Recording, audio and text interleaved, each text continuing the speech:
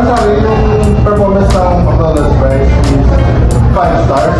Kasi mas gusto ko yung lasa niya, yung itsura niya, tsaka yung crispiness niya. Although crispy naman po yung Jollibee fries, mas gusto ko lang po talaga itong McDonald's fries. And for the features, meron po siyang ketchup, and yung Jollibee po meron din. Meron din po kasamang tissue. So, para sa akin po, both silang 5 stars. Thank you. And for me naman, yung performance ng McDo and Jollibee, both of them naman is masarap, but I give 5 stars para sa Jollibee and 4 stars para sa McDo kasi sa Jollibee kasi andun talaga yung crispiness talaga niya. And para naman sa features ng Jollibee and ng McDo, I give them both 5 stars kasi para silang may pino ketchup and yun na may din silang issue. Para naman po sa akin, ang performance po ng McDo fries ay 5 stars and for the Jollibee fries naman po is 4 stars. Sa McDo po kasi, kahit ano po sabihin niyo po, malasa po talaga siya at masarap. And kumpara po sa Jollibee, masarap naman din po siya, pero yung iba pa rin po talaga yung lasa ng McDo fries. And for the features naman po, kagaya nga po ng sabi nila, meron po itong libre ketchup and libre cheese. So for reliability and performance, yung reliability para sa akin, mas reliable itong McDonald's fries. Kasi kahit tumagal na siya, masasarap pa rin yung lasa niya kumpara dito sa Jollibee fries na matigas na siya. So 5 stars sa Jollibee and sa McDonald's and 4 stars para sa Jollibee. For performance, alam naman natin parang silang top tier quality. So ikukumpara mo lang sa nabibili sa labas. So parang siya 5 stars para sa akin. And para sa akin naman, reliability ng McDo and Jollibee, I give 5 stars para sa Jollibee and 3 stars para sa McDo kasi kung ano yung process na Jollibee is ganun talaga. Like, nakalagay dito, crispy fries. Once you receive it, andun talaga, makita mo talaga sa itsura niya yung pagiging crispy. And para naman sa performance, I give 3 stars para sa McDo and I give 5 stars para sa Jollibee kasi nanginit niya yung standards ng tao like me as a consumer. Nakita ko talaga at natisiman ko talaga yung pagiging crispiness ng Jollibee para sa akin. Yun lang. Para naman po sa akin, ang reliability po ng McDo fries ay dinarito po siya ng 5 stars kasi iba pa rin po talaga yung McDo. Kahit malamig na po siya, masarap at juicy pa rin po siya. Kumpara po sa Jollibee na kapag matagal na po siya, bukod po sa tuyo na ay para na rin sa kanilang gulay. And for the performance naman po, para po sa akin, 5 stars po yung McDo fries kumpara po sa Jollibee fries kasi po mas tinatapin pa rin po ng bawat rin yung McDo kumpara sa Jollibee. And for durability and serviceability, para sa akin, mas durable pa rin itong McDonald's fries.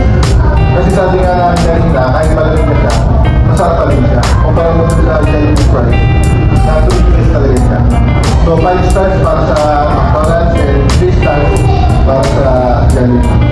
For serviceability, pag-serve naman din sa iyo, pwede mo siya agad papalitan kung hindi ka satisfied dun sa hindi siya crispy o kung malamig na. Kaya pareho naman yung establishment na 5 stars para sa akin kasi ganun, pareho silang service naman. Yun nga, para sa akin naman yung durability ng McDo is I give them 5 stars and sa Jollibee naman 3 stars kasi yun nga, like what you said, mas sa McDo talaga is mas tumatagal talaga yung pagiging crispy kasi sa Jollibee. And sa serviceability naman, I give them both 5 stars kasi both of them is, yun nga sabi niya kanina, like kapag once na naisip mo hindi na siya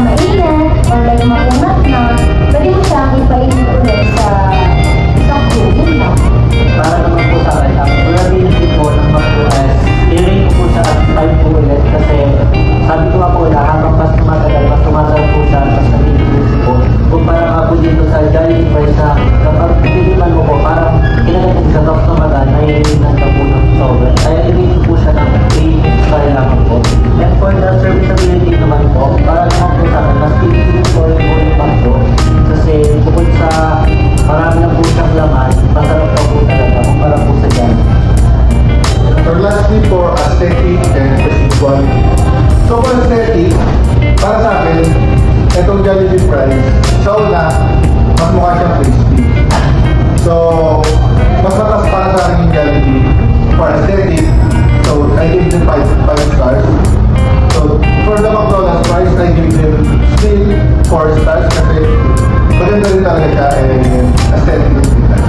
For the versus quality, so sinabi yan sa performance, pasok naman siya sa quality ng customer, sa quality ko, ako tatanungin.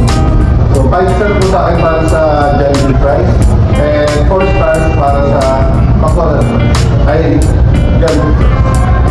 And yun nga, for aesthetic naman, para sa McDo, I give 3 stars and para naman sa Jollibee, I give 5 stars kasi makita, kakasabi ko lang kanina, like once na-receive yung price ng Jollibee, makita talaga rin yung pag-ibig crispy na talaga niya. Ang yun yung looks niya talaga rin, makita mo talaga na nandun talaga yung pag-ibig crispy na price. And for the perceived quality, yun lang po, sasanay ko kayo sa performance, I give 5 stars para sa Jollibee and 3 stars para naman sa McDo. Kasi, yun nga, kasi yung quality talaga ng price ng Jollibee for me is, andun talaga yung pagiging crispy talaga niya. Like, para makita mo parang talaga siya crispy na. And I give them 5 stars kasi yung image din ng Jollibee is like, yun nga, meron sa image na sinasabi na, bidaan siya yan. Para sa akin naman po, ang aesthetic po nilang dalawa is parehas pong 5 stars kasi parehas siyang hindi naman po sila important